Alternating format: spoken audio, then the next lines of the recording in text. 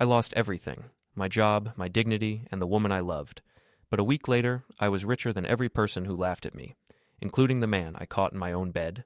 This is a story about betrayal, about power, about what happens when the person everyone counted out comes back with more money, more influence, and more vengeance than anyone saw coming. Before we get into it, don't forget to like and subscribe. Hit that hype button to boost this episode, and drop a comment below with your city or country. I'm always curious where you're watching from. Now let's get into it. Lucas Reed was 34 years old when his world collapsed. It happened on a Thursday afternoon in the conference room of Hartman Industries, a mid-sized consulting firm that prided itself on helping other companies optimize their operations. The kind of place where everyone spoke in corporate buzzwords and measured success in quarterly reports and client retention rates. The fluorescent lights hummed overhead, casting that sickly office glow that made everyone look slightly gray and exhausted. Papers were spread across the conference table. Contracts, proposals, budgets. The detritus of months of work. Lucas stood at the head of the table, presenting the final numbers on the Meridian contract. A 3-year deal worth $8 million that he'd spent 6 months cultivating. He'd flown to Denver 4 times, had dinner with their CEO twice, learned about the man's kids, his golf game, his vision for the company's future, had tailored the proposal to address every concern, every hesitation, and 3 days ago, they'd signed. It was the biggest contract Hartman Industries had landed in 5 years. Lucas had delivered it personally, shaken hands, smiled for photos, felt, for the first time in a long time, like he'd finally proven himself indispensable. Now he was presenting the victory to the team, explaining how they'd execute the contract, how they'd allocate resources, how this win would position them for even bigger opportunities. Gregory Hartman sat at the far end of the table, watching. 52 years old, silver-haired, wearing a suit that cost more than Lucas made in a month.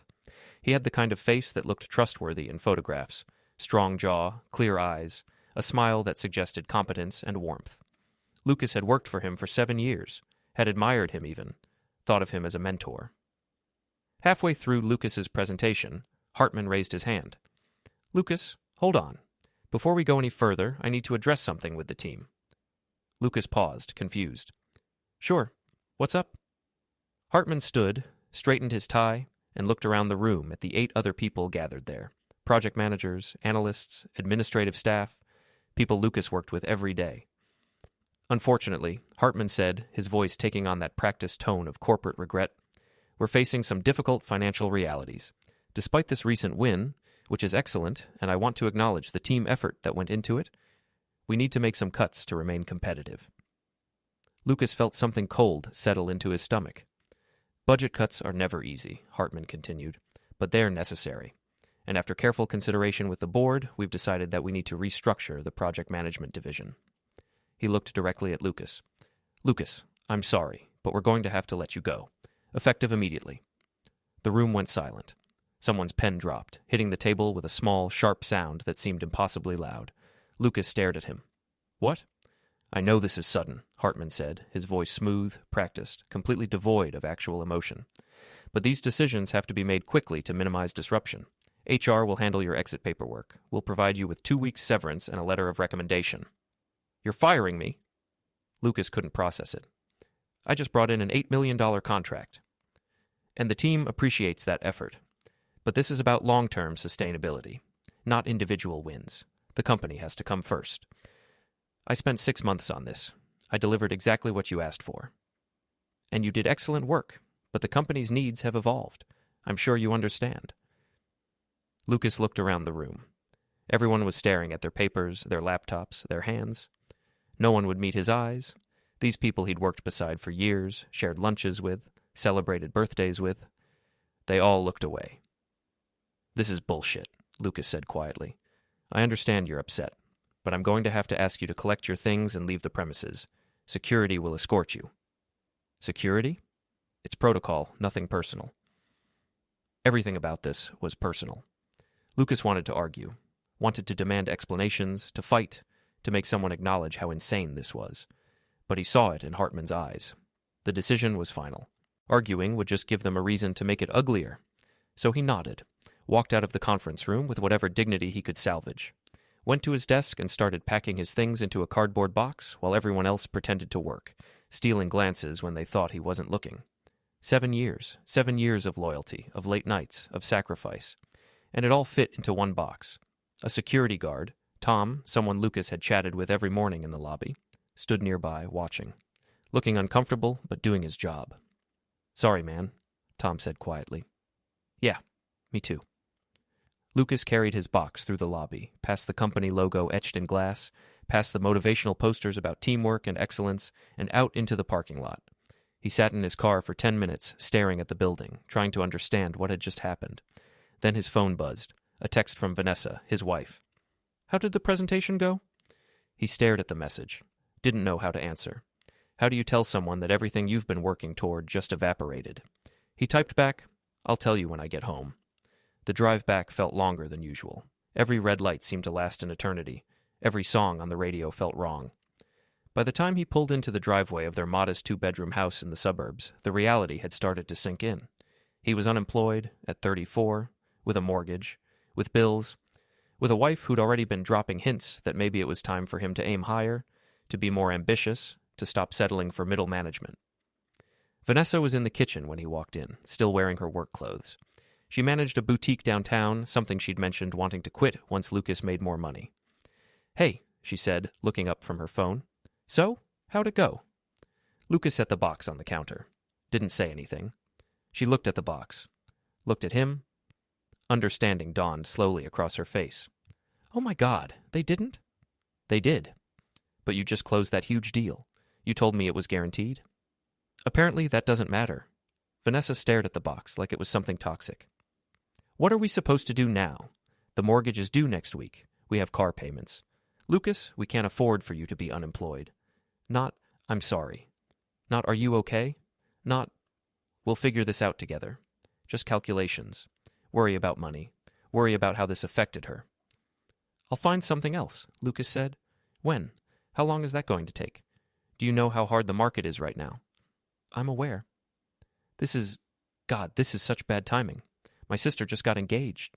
She's going to ask me to be in the wedding party, and those dresses are expensive. I can't show up looking like we're struggling." Lucas looked at his wife, really looked at her, trying to find some sign of the woman he'd married 6 years ago. The woman who'd said she loved him for who he was, not what he made. She was staring at her phone, already calculating, already worrying about appearances. "I'm going to take a shower," he said. "Okay, but we need to talk about this. We need a plan. Tomorrow. We'll talk tomorrow." He went upstairs, stripped off his work clothes, the shirt he'd ironed that morning when he thought he was presenting a victory, and stood under scalding water until it ran cold. When you lose your job, you see who's really by your side, and who's just waiting for a better offer. Lucas was starting to understand which category his wife fell into. The first 3 days after being fired were brutal. Lucas sent out resumes, made calls, reached out to old contacts, got sympathetic responses, and 0 job offers. Word had spread that Lucas Reed had been let go from Hartman Industries. Vanessa grew more distant by the day. She stopped asking about the job search, started making comments about friends getting promotions, cousins buying houses, everyone moving forward while they were stuck. She said, "We're stuck," but meant, "You're dragging me down." On the 4th day, Lucas's phone rang. Unknown number. He almost didn't answer. But something made him pick up. "Lucas Reed?" The voice was accented, European, vaguely familiar. "Yes. Who's this?" "Adrian Kovich. We met 2 years ago at the business conference in Chicago. You pitched me on a consulting framework for emerging markets. Do you remember?" Lucas's mind raced back. Chicago. That massive conference where Hartman had sent him to network. He'd pitched dozens of people, most of whom had smiled politely and forgotten him by the next morning. Adrian Kovich, Croatian investor, quiet, intense, asked incredibly specific questions about market penetration strategies in Eastern Europe. "I remember," Lucas said. "You were interested in scaling operations in the Balkans?" "Exactly. Your memory is good. I appreciated that conversation, Lucas. You were one of the few people at that conference who actually understood the nuances of working in transitional economies." "Thank you. What can I do for you?" "I heard you're no longer with Hartman Industries." Of course he had. "That's correct." "Good. I never liked that company. Too focused on appearances, not enough on substance. But you had substance. That's why I'm calling." Lucas sat up straighter. "I'm listening. I'm putting together a consulting group. Independent contractors, specialists in various markets.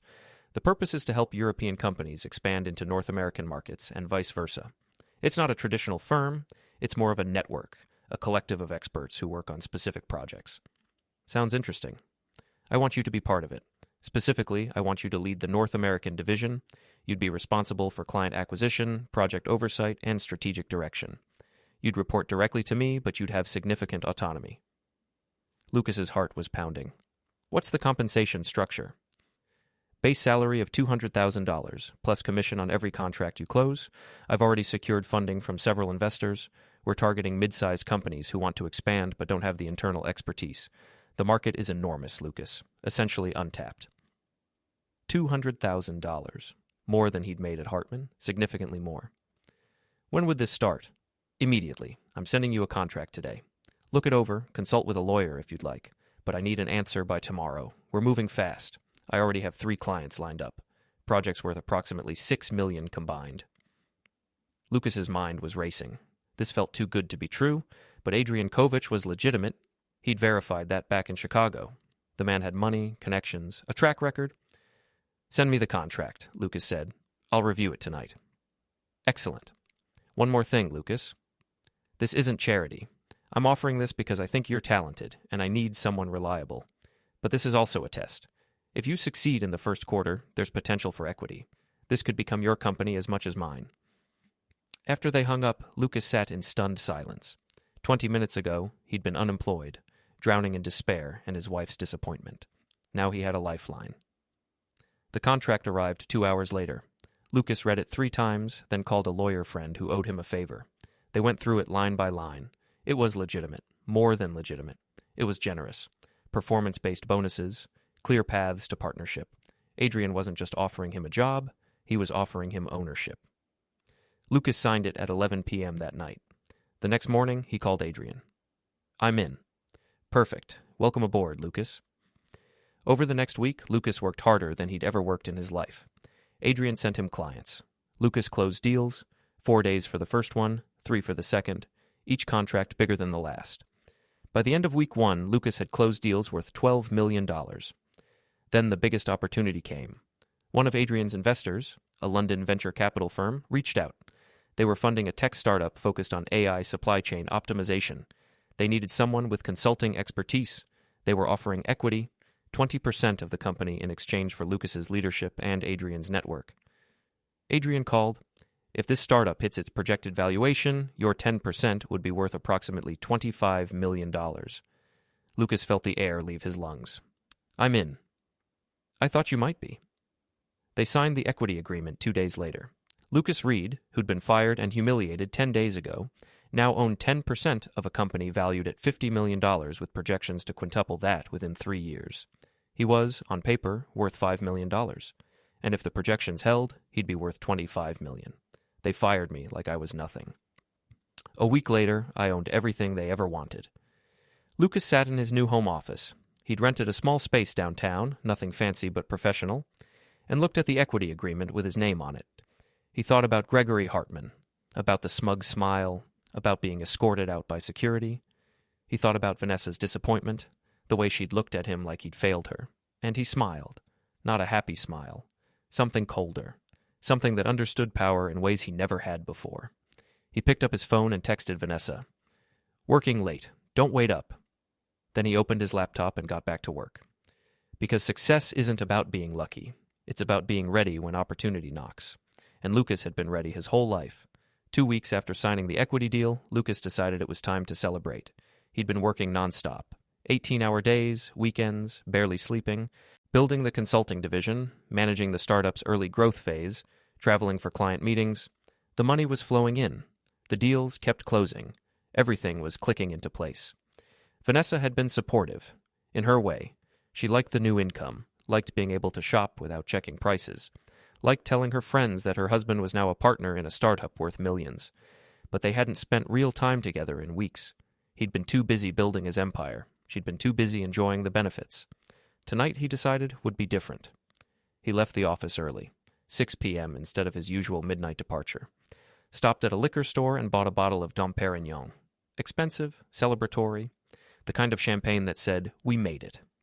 He drove home with the windows down, warm summer air rushing through the car, feeling something he hadn't felt in a long time. Pride. He'd done it. He'd gone from humiliation to success in 2 weeks. Had proven everyone wrong. Had shown himself what he was capable of when he stopped playing by other people's rules.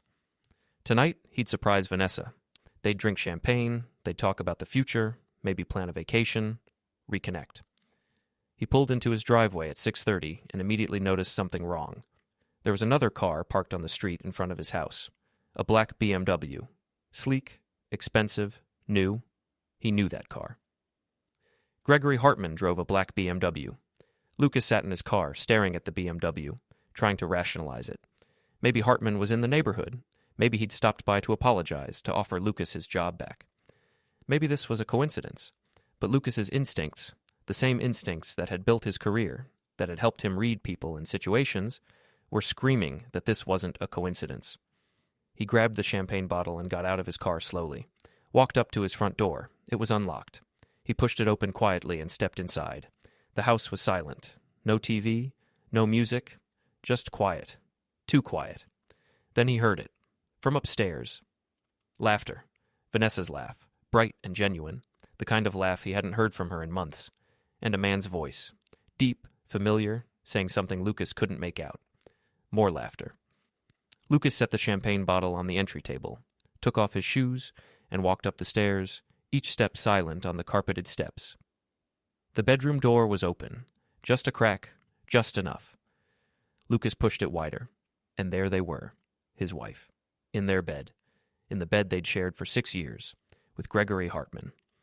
They were half-dressed, sheets tangled around them, too absorbed in each other to notice Lucas standing in the doorway. Vanessa saw him first. Her eyes went wide. She gasped, pulling the sheet up, scrambling backward. Lucas! Gregory turned, saw Lucas, and for a split second looked genuinely surprised. Then he smiled. Actually smiled. Well, Gregory said, making no effort to cover himself or leave the bed. Guess the loser's home early. Lucas stood completely still. Every muscle in his body was screaming at him to move, to react, to do something. But he didn't. He just looked at them. At Gregory's smug face. At Vanessa's panic, which wasn't guilt or shame. It was fear of getting caught. Lucas, I can explain, Vanessa started. No, Lucas said quietly. You really can't. It's not what it looks like. It's exactly what it looks like. Gregory sat up, completely comfortable, completely in control. Come on, Reed, don't act so surprised. You've been gone for weeks, working all the time. Vanessa got lonely. I was there. These things happen. You were there, Lucas repeated slowly. That's right. And honestly, you should be thanking me. I've been keeping your wife company while you've been off playing entrepreneur. Someone had to. Vanessa put her hand on Gregory's arm. Greg, don't what? He's going to find out anyway. Might as well be honest. Gregory looked at Lucas. Vanessa and I have been seeing each other for 3 weeks. Since right after I let you go, actually. Funny how that worked out. 3 weeks. Lucas did the math. That meant this started the week he was fired. Maybe even before. How long were you planning this? Lucas asked, looking at Vanessa. She couldn't meet his eyes. It just happened. I didn't plan it. You didn't plan it. You just accidentally ended up in bed with my boss. Former boss, Gregory corrected cheerfully. You don't work for me anymore, remember? Lucas looked at him. Really looked at him. This man who'd fired him publicly, who'd taken credit for his work, who was now in his bed with his wife, acting like he'd won some game. And Lucas realized something. Gregory hadn't won. He'd just made himself a target. You two deserve each other, Lucas said quietly. He turned and walked out of the bedroom, down the stairs, past the champagne bottle still sitting on the entry table. Behind him, he heard Vanessa calling his name, heard footsteps. She appeared at the top of the stairs, wrapped in a sheet, tears streaming down her face.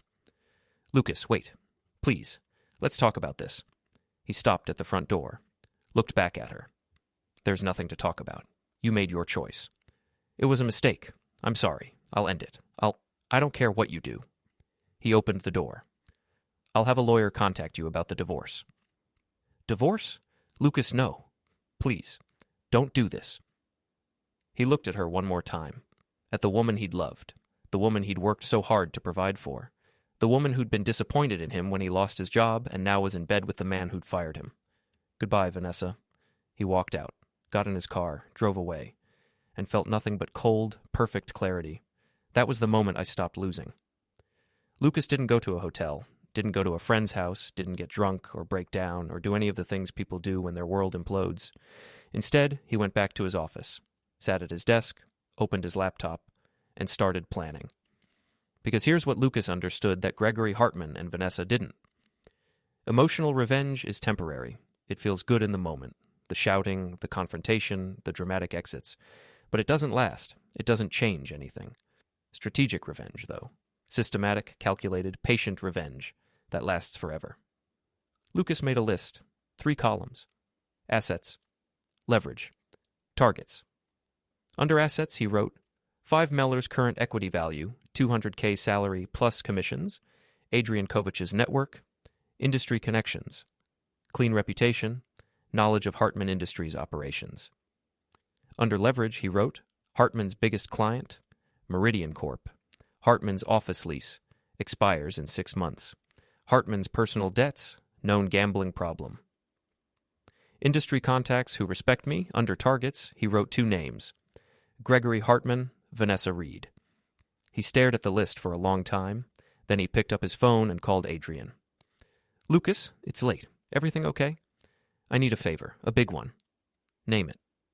How much liquid capital do you have access to? Depends on what you need it for. Why? I need to buy a building. Adrian was quiet for a moment. What building? The Riverside Tower, downtown, 20 stories, currently owned by Meridian Properties. That's a $40 million property. I know. Can you get me in touch with the owners? Lucas, what's going on? Someone I used to work for leases office space there. I want to be his landlord. Adrian laughed. This is about revenge. This is about business. Business motivated by revenge. I understand. Give me 2 days. I'll make some calls. Thank you. Lucas, whatever happened, don't lose focus. Revenge is expensive. I can afford it. He hung up and opened his laptop, started composing an email to David Brennan, the CEO of Meridian Corp., the $8 million client Lucas had brought to Hartman Industries right before being fired, the client that Hartman had taken credit for. The email was simple. David, this is Lucas Reed. We worked together on the Meridian contract through Hartman Industries. I wanted to reach out personally because I've recently left Hartman and started my own consulting practice. I know your contract with Hartman runs for 3 years, but I wanted to make sure you're getting the service level we discussed. If you have any concerns about the transition or would like to discuss how my new firm might be able to supplement Hartman's work, I'd love to grab coffee. Best, Lucas. He sent it at 2 a.m. By 8 a.m., David had responded, Lucas, good to hear from you. I've been concerned about the transition, actually. The new project manager Hartman assigned doesn't seem to understand our needs the way you did. Let's definitely talk. Coffee tomorrow? David Lucas smiled. The next morning, Lucas met David at a cafe downtown. They talked for 2 hours. Lucas explained that he'd been let go, that Hartman had restructured, that the service quality might suffer as a result. David was frustrated. You were the reason we signed. Your understanding of our operations, your attention to detail. The new guy, Brian or Brandon, whatever his name is, he's fine, but he's not you. I can't interfere with your existing contract, Lucas said carefully. But if you were to terminate that contract for cause, failure to meet service standards, for instance, my firm would be happy to step in, at a 20% discount from what you're currently paying Hartman. David's eyes narrowed. How significant would the failure to meet service standards need to be? That's your call. But if you start documenting issues now, missed deadlines, incomplete deliverables, lack of responsiveness, you'd have grounds to terminate within 60 days. And you'd be ready to take over? Immediately. David leaned back, thinking. Hartman's going to be pissed. Probably, but you have to do what's best for your company. True. David extended his hand. Let's do it. I'll start documenting issues this week. They shook hands. Lucas walked out of that cafe knowing he'd just pulled the foundation out from under Gregory Hartman's biggest client. $8 million, gone in 60 days, but he wasn't done. That afternoon, Adrian called. I talked to the owners of Riverside Tower. They're not interested in selling the whole building, but they're willing to sell the lease rights for floors 8 through 12, which is where Hartman Industries operates. How much? $6 million. Done. Lucas, you sure about this? Completely. Okay, I'll draw up the paperwork. You'll officially become Hartman's landlord in 30 days. Perfect. Lucas hung up and allowed himself a small smile.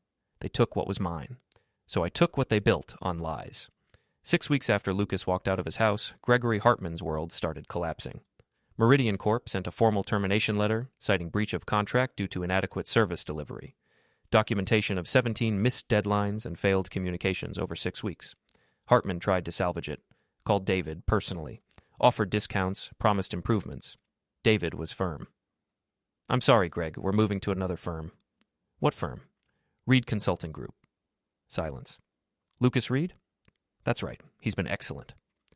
Losing Meridian was devastating. $8 million gone. Word spread quickly.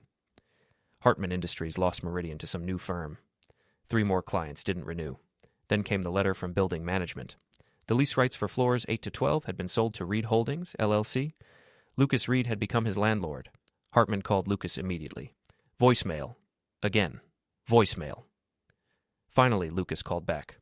Gregory, you've been trying to reach me. What the hell do you think you're doing? Running my business, same as you? You bought my building. I bought lease rights, not the same thing. This is because of Vanessa. This is business. Your lease expires in 4 months. We'll discuss renewal terms then. And what are those terms? Market rate, approximately 40% higher than what you're currently paying. 40%? Unless you'd prefer to relocate. I understand there's cheaper space in the suburbs. Of course, clients might wonder why you're downgrading. Hartman slammed the phone down. More clients left. Employees quit. The company was sinking. Then Vanessa called. Lucas saw her name on his phone and almost didn't answer. But curiosity won. What do you want? Lucas, please, you have to stop. Stop what? You know what. What you're doing to Greg. His company is falling apart. That's not my fault. Bad management will do that. You're deliberately sabotaging him. I'm competing with him. There's a difference. You ruined him. Her voice was rising, hysterical. He's broke, Lucas. Do you understand? He's losing everything because of you. Then you'll fit right in. What? You left me when I lost my job. Now you're with someone who's losing everything. Seems like you have a type. This isn't funny. I'm not laughing, Vanessa. I'm just pointing out patterns. He can't pay his debts. He's talking about bankruptcy. I don't know what to do. That's not my problem. You chose him. Now you get to deal with the consequences. Lucas, I made a mistake. I know I did. But this is cruel. What you're doing is cruel. No. What you did was cruel. What I'm doing is justice. He hung up. She called back immediately. He declined the call. She called again. He blocked her number. 2 days later, Gregory showed up at Lucas's house. Not the house they'd shared. Lucas had moved into a luxury apartment downtown. Something modern and expensive with floor-to-ceiling windows and a view of the city. But Gregory found him somehow. Must have followed him or hired someone. Lucas was coming home from dinner when he saw Gregory standing in the parking garage next to a beat-up sedan. Not the BMW. He'd apparently sold that. We need to talk, Gregory said. No, we don't. You're destroying me. You're deliberately destroying my company. I'm running my business. If your company can't compete, that's your problem. This is because of Vanessa. I get it. I'm sorry. I shouldn't have. This has nothing to do with Vanessa. Then why? Why are you doing this? Lucas stopped, turned, looked at him. Really looked at him. Gregory looked terrible. Unshaven, disheveled, eyes bloodshot. This wasn't the confident man in the expensive suit who'd fired Lucas in front of everyone. This was someone who'd realized too late that actions have consequences. You fired me, Lucas said quietly. Publicly. After I delivered your biggest contract in 5 years. You took credit for my work. You humiliated me in front of people I'd worked with for 7 years. Then you slept with my wife while I was building a new career. I know I did. And I'm sorry. You're sorry because you're losing, not because you were wrong. What do you want from me? What do I have to do to make this stop? Lucas stepped closer. There's nothing you can do. You made me expendable. Now I'm making sure you understand what that feels like. I'm going to lose everything. Yes, you are. Please, Lucas, I'm begging you. Lucas looked at this man who'd once had all the power, who'd held Lucas's career in his hands, who'd smiled while betraying him, and felt nothing. Goodbye, Gregory. He walked past him into the building and didn't look back. Behind him, Gregory screamed, "This isn't over." But it was. And 3 days later, the police made sure of it. The arrest happened on a Wednesday morning. Gregory was in his office, the office he'd soon be evicted from, trying to figure out how to salvage what was left of his company when two detectives walked in. "Gregory Hartman?" "Yes?" "You're under arrest for embezzlement and fraud." They put him in handcuffs right there, in front of his remaining employees, and walked him out through the lobby. The charges were based on documents Lucas had discovered months ago, back when he was still working at Hartman Industries. Invoices that had been altered, client funds that had been diverted, money that should have gone to contractors but instead went into Gregory's personal accounts. At the time, Lucas had noticed the discrepancies but hadn't understood the full scope, hadn't realized it was deliberate fraud. But after being fired, after starting to build his case for revenge, Lucas had gone back through old files, had found the pattern, had documented everything, and then he'd turned it over to the authorities. Not immediately. He'd waited. Let Gregory think he was safe. Let him focus on the business failures, the client losses, the mounting debts. Then, when Gregory was at his most vulnerable, Lucas had pulled the final pillar. The legal kind. The news spread quickly. Hartman arrested on fraud charges. The industry that had once respected Gregory Hartman now viewed him as a criminal. Bail was set at $500,000. Gregory couldn't pay it. All his assets were frozen. His accounts were empty. The casinos had already put liens on everything he owned. He sat in a county jail cell and finally understood what Lucas had done. Not just destroyed his business, destroyed his life. Vanessa tried to visit him 2 days after the arrest. She drove to the jail, asked to see him, waited in a depressing visiting room with plastic chairs and suspicious stains on the floor. When Gregory was brought out in an orange jumpsuit, hands cuffed, he looked like a broken man. She picked up the phone on her side of the glass partition. "Greg!" It was him. Gregory's voice was flat, dead. "Lucas set me up." "What?" "The charges, the embezzlement. He turned in evidence to the police. This is him. All of this is him." He wouldn't... Wake up, Vanessa. He destroyed my company, bought my building, took my clients, and now he's put me in jail. This is all him. This is his revenge. Vanessa stared at him through the glass, realization slowly dawning. "He's been planning this," Gregory continued, "for weeks, maybe months. Everything that's happened, the client losses, the lease, all of it, it's been calculated. He's been destroying me piece by piece." "Why didn't you tell me? Why didn't you warn me?" "I didn't realize until now. I thought it was just bad luck, bad timing. I didn't understand how far he was willing to go." Vanessa sat back, her mind racing. "What am I supposed to do?" "I don't know, but you need to be careful. If he did this to me, what do you think he's going to do to you?" She left the jail in a daze, drove home to the house she and Lucas had shared, the house she'd been living in alone since he left. She walked inside and immediately noticed something wrong. There was an envelope on the kitchen counter. Official looking, legal. She opened it with shaking hands. "Dear Mrs. Hartman, please be advised that the property located at 2847 Maple Drive is legally owned by Reed Holdings, LLC. As of 30 days ago, ownership was officially transferred.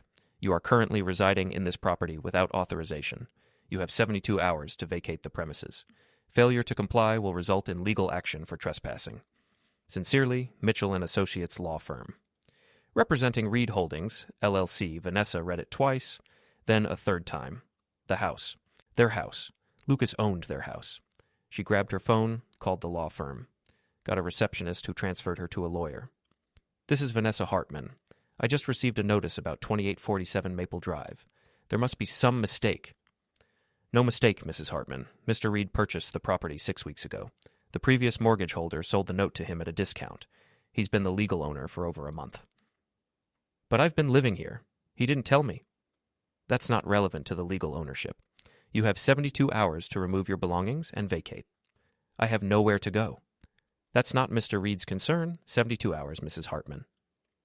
The lawyer hung up. Vanessa stood in the kitchen of the house she thought was hers and felt the world tilt. Lucas hadn't just taken revenge on Gregory. He'd taken everything. She thought she'd traded up. Thought Gregory was the better option. More successful, more powerful, more exciting. She'd been wrong. She traded a man who'd become a millionaire for a man who was going to prison. And now she had 72 hours to find a new place to live. She tried calling Lucas. The number was disconnected. She tried emailing him. The message bounced back. She drove to his new apartment building. The doorman wouldn't let her up. She was screaming in the lobby when security escorted her out. She thought she'd made the smart choice, the strategic choice. Turns out she'd just downgraded her soul.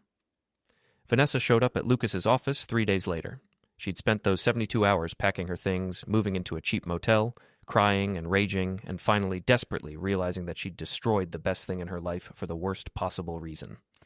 The receptionist at Reed Consulting Group tried to stop her, but Vanessa pushed past, stormed down the hallway, and found Lucas in a corner office with glass walls and a view of the river. He looked up from his laptop, unsurprised. "Vanessa, we need to talk." "No, we don't." "Lucas, please, just give me 5 minutes." He looked at her for a long moment, then nodded to his assistant. "It's fine, Sarah. Close the door on your way out." Sarah left, closing the glass door. Vanessa could see other employees watching through the walls, curious but professional enough not to stare openly. 5 minutes, Lucas said. Vanessa sat down in the chair across from his desk. She looked terrible, dark circles under her eyes, no makeup, wearing clothes she'd clearly slept in. "I made a mistake," she said. "I know I did. I was stupid and selfish, and I hurt you in the worst possible way." "Yes, you did. And I'm sorry. I'm so sorry. I know that doesn't change anything, but I need you to know." "I know." "You know? I know you're sorry. I know you regret it. I know you realize what you lost." He leaned back in his chair. "But that doesn't change anything. We could start over. We could try again. I still love you." "No, you don't." "Yes, I do." "You love what I've become, the money, the success, the power. You love that I'm not the man you were disappointed in anymore. But you don't love me. You never did." Tears streamed down her face. "That's not true." "It is. When I lost my job, you didn't comfort me. You didn't support me. You immediately started calculating how this affected you. And the moment someone more successful came along, you jumped. That's not love, Vanessa. That's opportunism." "I panicked. I was scared. And when people are scared, they show you who they really are. You showed me, and I learned." "So that's it? You're just going to throw away 6 years of marriage?" "You threw it away when you slept with my boss. I'm just acknowledging reality." She stood up, angry now. "You're cruel. You know that. What you did to Greg, what you're doing to me, it's cruel." "I didn't do anything to you, Vanessa. I took back my house, that's all. You evicted me. I reclaimed my property. There's a difference. Where am I supposed to go? That's not my problem anymore. I have nothing, no job, no money, no place to live. Then I guess you understand how I felt when you left me for the man who fired me." She stared at him.